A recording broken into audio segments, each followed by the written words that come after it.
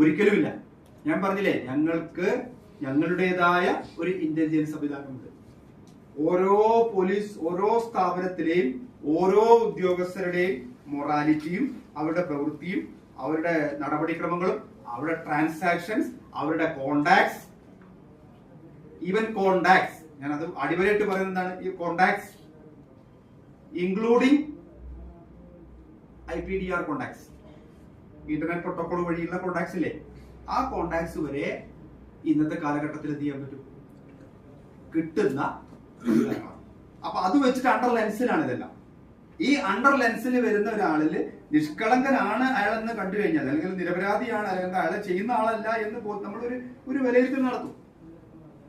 ആ വിലയിരുത്തലില് നമ്മുടെ ഈ പറയുന്ന സസ്പെക്ട്, അതുപോലെ അവര് നമ്മളെ ഈ പറയുന്ന അത് ചെയ്യാൻ സാധ്യതയുണ്ടെന്ന് വന്നു കഴിഞ്ഞാൽ ഒരു സംശയം വേണ്ട, ആക്ഷൻ എടുപ്പിക്കുക. പിന്നെ ഔദ്യോഗികമായ കൃത്യനിർവഹണത്തിന്റെ ഭാഗമായി ഞാനൊരു പ്രവൃത്തി ചെയ്യുന്നു. ആ പ്രവൃത്തി ചെയ്ത കാര്യത്തിൽ ആരെങ്കിലും എനിക്കെതിരെ പരാതി പോയാൽ അത് എനിക്കെതിരെ പരാതി എടുക്കണമെങ്കിൽ എന്ത് ചെയ്യണം? 70A പ്രകാരം ആരുടെ സാങ്ഷൻ വേണം? സർക്കാരിന്റെ സാങ്ഷൻ വേണം. നമുക്ക് 2018 നമുക്ക് പിന്നെ ഈ നിയമം തന്നിട്ടുള്ള ഒരു അമെന്റ്മെന്റ് ആണ്.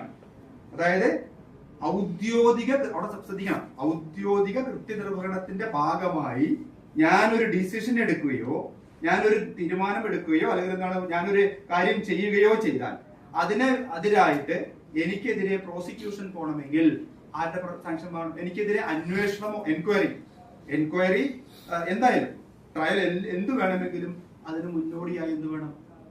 നമുക്കൊരു പ്രൊട്ടക്ഷനാണ്. അപ്പോ സത്യസന്ധരായിട്ടുള്ള ഉദ്യോഗസ്ഥർ കുടുങ്ങരുത് എന്നുള്ള നിയമത്തിന്റെ നിർബന്ധ ബുദ്ധി കൊണ്ടാണ് അങ്ങനെ ഒരു സാധനം വെച്ചിട്ടുള്ളത്. മനസ്സിലായില്ലേ? അപ്പൊ പരാതി വരും, പലരും കത്ത് തരും, ആ ഓഫീസർ ഭയങ്കരമായിട്ട് ഇത് ചെയ്യുന്നുണ്ട്, ചാടിക്കേറി എനിക്ക് വന്ന് അന്വേഷിക്കാൻ പറ്റില്ല, ചാടിക്കേറി നിങ്ങൾക്കെതിരെ നടപടി എടുക്കാൻ പറ്റില്ല. എന്ത് വേണം?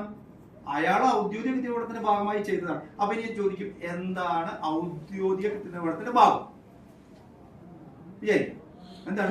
ഒരു ജില്ലാ കളക്ടറാണ്, അല്ലെങ്കിൽ എന്താണ്, നമുക്കൊരു എഞ്ചിനീയർ, ഒരു ഇംപ്ലിമെന്റിംഗ് ഓഫീസറാണ് വിചാരിക്കാം. ഡിഫറെന്റ് പ്രോജക്ട്സ് ഉണ്ടാവും. ആ ഡിഫറെന്റ് പ്രോജക്ട്സിന്റെ ഇംപ്ലിമെന്റിംഗ് ഓഫീസറാണ്. ആ ഇംപ്ലിമെന്റിംഗ് ഓഫീസർ ആ പ്രൊജക്ട് ഇംപ്ലിമെന്റ് ചെയ്യുന്നതിന്റെ ഭാഗമായിട്ട് അയാൾക്ക് വന്ന വീഴ്ചകൾ, അതാണ് ഏതിൽ വരുന്നത്? ഈ പറയുന്ന കൃത്യനിർവഹണത്തിന്റെ ഭാഗമായിട്ട് വരുന്നത്. മനസ്സിലായില്ലേ? അതല്ല നേരെ മറിച്ച് എന്താണ്? അതല്ലാതെ ഞാനത് ചെയ്തു, അപ്പൊ കോൺട്രാക്ടറോട് പറയണം, ഞാൻ ആ വർക്ക് കോൺട്രാക്ടർ കൊടുത്തു, കോൺട്രാക്ടർ പറയാണ് ഇത് വർക്ക് നന്നായിട്ട് നടന്നോ, എന്ത് വേണം? എനിക്ക് എന്റെ വിഹിതം തരണം. അതെന്ത് വരില്ല? വരുമോ? അത് വരില്ല. അപ്പൊ നമുക്ക് തോന്നാം അതെന്താണ്, ഏതിന്റെ ഭാഗമാണെന്ന്? കൃത്യനിർവഹണത്തിന്റെ ഭാഗമല്ലേ എന്ന് തോന്നും. ഒരിക്കലുമല്ല. അതിന് ഡിസിഷൻസ് ഒരുപാട് ഡിസിഷൻസ് ഹൈക്കോടതി സുപ്രീം കോടതിയിൽ.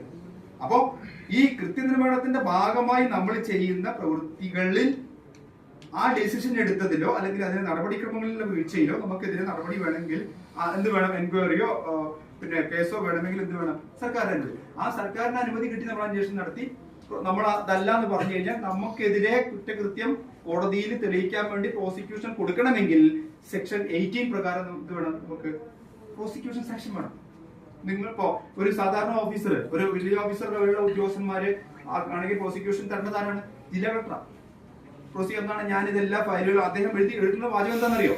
ഞാൻ ഈ CD വില്ലേജ് ഓഫീസർക്കെതിരെ നമ്മൾ കുറ്റപത്രം കോടതി കൊടുക്കുന്നതിന് മുമ്പായിട്ട് നമ്മള് എല്ലാ കാര്യങ്ങളും എഴുതിയിട്ട് കേസിന്റെ എല്ലാ വിവരങ്ങളും കാണിച്ചുകൊണ്ട് എന്ത് ചെയ്യും? ഞാനൊരു കത്തെഴുതും. ആർക്ക്? ഇപ്പൊ ഞാൻ അന്വേഷിച്ചുകൊണ്ടിരിക്കുന്ന ട്രാഫിക് കേസുകളിലേക്കൊക്കെ എന്താണ് ചെയ്യാം? കത്തെഴുതും. കത്തെഴുതി എന്ത് പറയും? അതെന്താ പറയുക? ഇതാണ് സർക്കംസ്റ്റാൻസ്. അത് അദ്ദേഹം വായിച്ചു നോക്കി, ഓരോ പോയിന്റ്സും വായിച്ചു നോക്കിയിട്ട് അതിലെ വാചകം എന്താണ്? ആ പ്രോസിക്യൂഷൻ സാങ്ഷനിലെ വാചകം എന്താണ്? ഈ കേസുമായി ബന്ധപ്പെട്ടിട്ടുള്ള എല്ലാ രേഖകളും ഞാൻ പരിശോധിച്ചു, മൊഴികൾ പരിശോധിച്ചു, സാഹചര്യം പരിശോധിച്ചു. ഇതെല്ലാം പരിശോധിച്ചതിന് ശേഷം ഈ ഓഫീസർ ഈ കേസിൽ എന്താണ് പോലീസ് വിജിലൻസ് പറയുന്ന ഈ കേസിൽ കൃത്യമായി ഉൾപ്പെട്ടിട്ടുണ്ടെന്നുള്ള പൂർണ്ണ ബോധ്യം എനിക്കുള്ളത് കൊണ്ട് ഞാൻ എന്ത് ചെയ്യുന്നു? I M giving prosecution sanction. അത് അതേപടി കോടതി പറയണം, അല്ലാണ്ട് വെറുതെ കണ്ണുപടച്ച് എന്ത് ചെയ്യാൻ പറ്റില്ല പ്രോസിക്യൂഷൻ സാങ്ഷൻ. അപ്പൊ ഇത്രയും പ്രൊട്ടക്ഷൻ ആർക്കുണ്ട്? നമുക്കുണ്ട്. ഇത് ഓഫീസർ ഇതുണ്ട്. അപ്പൊ അതാണ് ഞാൻ പറഞ്ഞു വരുന്നത്. സത്യസന്ധമായിട്ട് ഞാൻ പറഞ്ഞ ഇത്രയും നിയമത്തെ പറ്റി പറയുമ്പോൾ നിയമത്തിൽ കുറെ പ്രശ്നങ്ങളുണ്ട് എന്ന് പറയുമ്പോൾ, പക്ഷെ അതോടൊപ്പം തന്നെ എന്ത് വേണം? നിയമത്തിൽ ഇമ്മൻസ് പ്രൊട്ടക്ഷൻ ആർക്ക് തരുന്നുണ്ട്? സർക്കാർ എംപ്ലോയീസിന് തരുന്നുണ്ട്. നിങ്ങൾ എഴുതുന്ന declaration, cash declaration, it's a protection.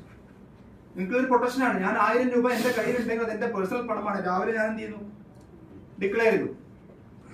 അടുത്ത ദിവസം നിങ്ങൾ വരുന്ന കുറച്ച് സമയം കഴിഞ്ഞു, ഞാനതിൽ 500 രൂപ ഒരാൾക്ക് കടം കൊടുത്തു, അത് മൈനസ് ചെയ്ത് അതിൽ എഴുതി.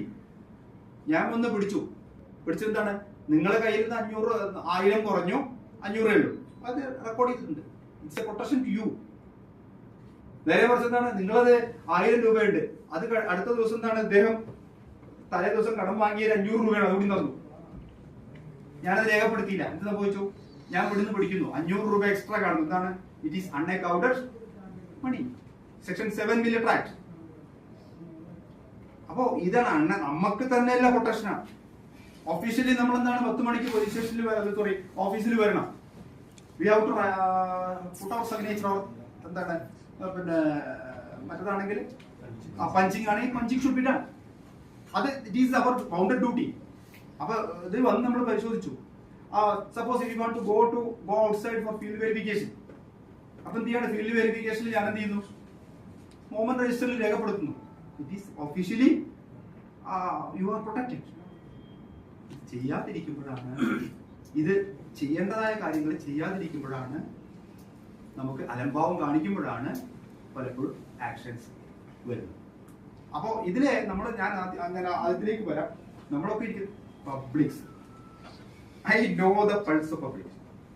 ശ്രദ്ധിക്കാം, പബ്ലിക്കിന്റെ പൾസ് എനിക്കറിയാം, കൃത്യമായിട്ട് അറിയാം. കാരണം ഞങ്ങൾ ഓരോ ക്രിമിനൽ സ്വഭാവമുള്ള ആളുകളുമായിട്ടും ക്രിമിനൽസുമായിട്ടും സാധാരണക്കാർ